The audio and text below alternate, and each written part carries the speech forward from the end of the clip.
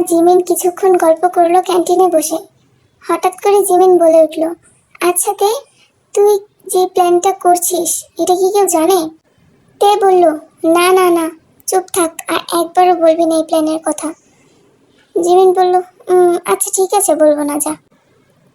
তে আর জিমিন আরো কিছুক্ষণ গল্প করার পর যার যার বাসায় চলে যায়।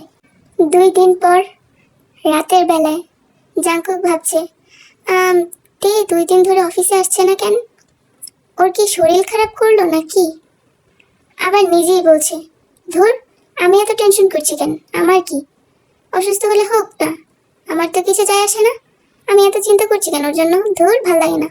সকালবেলা জাংকুক অফিসে বসে বসে ভাবছে, মেয়েটা এখনো কেন আসছে না? ওর কি সত্যিই কোনো শরীর খারাপ হলো নাকি? এবার সত্যি সত্যি জাংকুকের টেনশন হচ্ছে এর জন্য। জাংকুক সুগাকে ডাক দিল। কিছুক্ষণ পর সুগা জাংকুকের কেবিনে আসলো। আসার পর জাংকুক বলল সুগাকে, কি রে সুগা, কোথায় তোর সেক্রেটারি, এখনো আসে না কেন? সুগা বলল, ও সরি সরি দাদাভাই, তোকে বলতে তো ভুলেই গিয়েছিলাম। তে তো ওর কলেজের কাজের জন্য 2 দিন ছুটি নিয়েছিল, আজকে আসার কথা, কিন্তু আসতে একটু লেট হতে পারে, বুঝছিস? জাংকুক বলল, এটা আমাকে আগে বলবি না?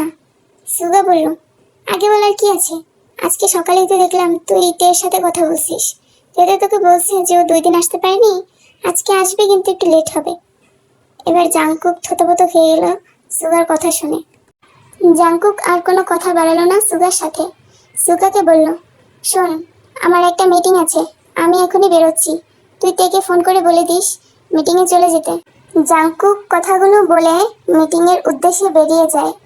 এবার সুগাও তেকে ফোন করে বলে দিল, তে এমন এমন মিটিং আছে, তুমি সেখানে সোজা চলে যাও। তে বলল, আচ্ছা ঠিক আছে, আমি যাচ্ছি। তে পৌঁছে গেছে মিটিংয়ের জায়গায়। এবার বসে বসে মনে মনে ভাবছে, বাবা ভালোই হয়েছে 3 মিনিট আগে এসে পৌঁছেছি, যদি আজকে একটু লেট করতাম স্যার বোধহয় আমাকে কিমা করে খেয়ে ফেলতো। জাংকুকের তেকে দেখে মনের ভিতর কেমন যেন একটা শান্তি অনুভব হলো। তের দিকে ভ্রু কুচকে কিছুক্ষণ তাকিয়ে থাকলো। তারপর মিটিং শুরু হলো। রাত 8টা, মিটিং শেষ হয়ে গেছে। মিটিংটা হয়েছিল একটি 5 স্টার হোটেলে। এবার সবাই চলে গেছে। তে বলল, স্যার এবার কি আমরা বেরোবো? জাংকুক কিছু না বলে তের দিকে এগিয়ে আসতে লাগলো। তে পিছে যাচ্ছে আর বলছে, কি করছেন স্যার? জাংকুক বলল, কই কিছুই তো করছি না। তে বলল, আমার দিকে এগিয়ে আসছেন যে? জাংকুক বলল, আমি এগিয়ে আসছি, তুমি পিছাচ্ছ কেন? তে বলল, মানে? বলেই তে দেয়ালের সাথে লেগে গেল, পিছনে যাওয়ার আর জায়গা নেই। জাংকুক এবার ওর সামনে চলে এলো। তে এবার সাইড দিয়ে বেরিয়ে যেতে নিল, কিন্তু জাংকুক ওর 2 হাত দিয়ে তেকে দেয়ালের সাথে জোরে জাপটে ধরলো। জাংকুকের মুখটা তের সামনে আসতে দেখে তে তাড়াতাড়ি চোখ বন্ধ করে নিল। জাংকুক মুচকি হেসে দিল তের এই কাণ্ড দেখে। এবার জাংকুক ওর মুখটা তের সামনে নিয়ে জোরে একটি ফু দিল। তের সামনে যতগুলো চুল ছিল সব উড়ে পিছনে চলে গেল। তে এবার অবাক হয়ে আরো জোরে চোখ বন্ধ করে নিল জাংকুকের এই কাণ্ড দেখে। জাংকুক এবার তেকে ছেড়ে দিয়ে আর জোরে জোরে হাসতে লাগলো। তে এবার চোখ খুলে জাংকুকের দিকে হা হয়ে তাকিয়ে আছে। কিছুক্ষণ পর জাংকুক বলল, কি হয়েছে, এভাবে তাকিয়ে আছো কেন, কি দেখছো? তে বলল, কিছু না স্যার, আপনার হাসিটা দেখছিলাম।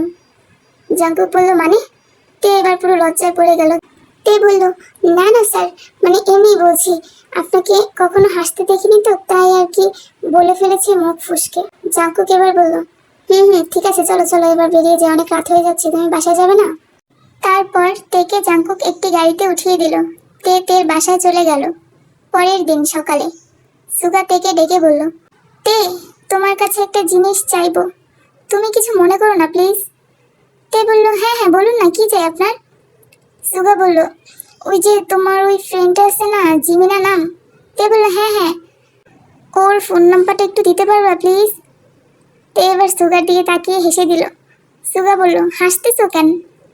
তে বলল, সামথিং সামথিং। সুগা বলল, আরে এখনো তো শুরুই হয়নি, কিসের সামথিং সামথিং? তে বলল, বুঝতে পারছি, আপনার ভিতরেও খটকা আছে, ওর ভিতরেও খটকা আছে। সুগা বলল, তে এমন করো না প্লিজ, দাও না দাও না। তে বলল, ঠিক আছে ঠিক আছে, দিচ্ছি বাবা। এদিকে জাংকুকও কেবিনের দিকে যাচ্ছিল। তেকে সুগার সাথে হেসে হেসে কথা বলতে দেখে জাংকুকের মনের ভিতর হয়তো আগুন জ্বলে উঠল। জাংকুক সোজা ওদের দিকে চলে এলো, এসে সুগাকে বলল, কিরে সুগা, তোর কি কাজ নেই? যখনই দেখি তখনই তোর সাথে গল্প করিস, যখনই দেখি তখনই তোর সাথে গল্প করিস। কারণটা কি রে ভাই? তুই কি কাজ কাম সব ভুলে গেছিস নাকি? এতে আসার পর থেকে তুই শুধু গল্পই করিস ওর সাথে। সুগা বলল, আরে না দাদা ভাই, আমি তো পরের মিটিং সম্পর্কে কথা বলতেছিলাম তোর সাথে। তে বললো, হ্যাঁ স্যার। জাঙ্কুকগুলো চুপ থাকো, বুঝতে পারছি তোমাদের পরে মিটিং এর কথা বলতেছো। এত হেসে হেসে মিটিং এর ভিতরে কি হাসাহাসির কথা বলি আমি? তোমরা হাসতেছো কেন এভাবে? আমি তো দেখলাম এতক্ষণ দাঁড়িয়ে থেকে। তে বললো, সরি স্যার, আর এমন হবে না। জাঙ্কুক বলল, ঠিক আছে, ফার্দার যদি এভাবে হাসাহাসি করতে দেখছি না অফিসে, তাহলে দেখো খবর আছে দুইটার। বলেই জাঙ্কুক চলে গেল। কেবিনে গিয়ে জাঙ্কুক ভাবছে, যা, এতটা রাগ দেখানো উচিত হয়নি ওদের সাথে। সুগা বলল, তে এটা কি হলো হঠাৎ করে? তে বলল, আমি কি জানি। আপনার দাদাভাই কখন রেগে যায়, কখন হাসে, উনি নিজেও জানে না, আমি কি করে বলবো। সুগা বলল, ধুর, কথা বলার মুডটাই নষ্ট করে দিল দাদাভাই। তো তে, তোমার কাছে যেটা চাইছিলাম ওইটা একটু দিয়ে দাও প্লিজ, আমি এখান থেকে চলে যাই। নাহলে দাদাভাই যদি আবার দেখে তোমার সাথে কথা বলতে, তাহলে পুরো 12টা বাজিয়ে ফেলবে দুইটার। তে বলল, আচ্ছা আচ্ছা দিচ্ছি, তুমি তো আমার কাজটা সহজ করে দিলে। সুগা বলল, মানে? তে বলল, কিছু না কিছু না, এমনিই বললাম।